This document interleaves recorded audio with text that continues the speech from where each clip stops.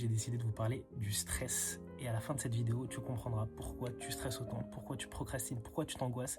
Et je te donnerai peut-être une astuce qui permettra de pallier cela. J'ai compris très récemment que nous souffrons plus souvent dans notre imaginaire, dans notre tête, qu'en réalité. C'est-à-dire que notre cerveau va inventer des scénarios catastrophes pour éviter qu'on souffre. Et pour anticiper cette douleur, il va te générer, il va t'inventer des événements qui nécessairement ne vont pas se produire. D'ailleurs, généralement, ils ne se produisent jamais.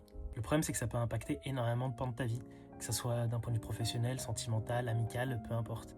Et je vous donne un exemple sur Pékin Express, parce que vous m'avez connu à travers Pékin Express. Combien de fois on s'est fait des scénarios catastrophes parce qu'on n'avait pas connaissance du classement et donc on s'imaginait être dernier alors que c'était pas le cas. Bon, il y a des moments où on est arrivé dernier. Ton cerveau, en fait, il veut te préparer justement au cas où ça arrive. Et donc, qu'est-ce que ça implique? Ça implique que généralement, on reste bloqué, on n'avance pas. Je te donne un exemple. Certainement que, au fond de toi, tu veux t'inscrire à un sport ou peu importe, ton cerveau va dire que t'es pas assez ci, t'es pas assez ça, etc. Ou admettons, il y a une telle ou telle personne t'intéresse, tu vas aller pas la voir parce que tu vas te dire, certainement qu'elle va me rejeter, certainement que je suis pas assez grand ou assez costaud ou assez ci ou assez ça, peu importe. Et donc, tous ces mécanismes de projection font que ça génère du stress et que ça te bloque. Alors, une des solutions pour s'en prémunir, c'est pas une solution miracle, mais moi-même, j'ai du mal à la mettre en pratique. C'est de comprendre ce mécanisme de projection. Alors dès que tu vois que ton cerveau crée des scénarios catastrophes, d'essayer de pas de les stopper parce que c'est compliqué, mais c'est de se concentrer sur le présent et de se dire que justement c'est juste ton cerveau qui essaie de jouer des tours.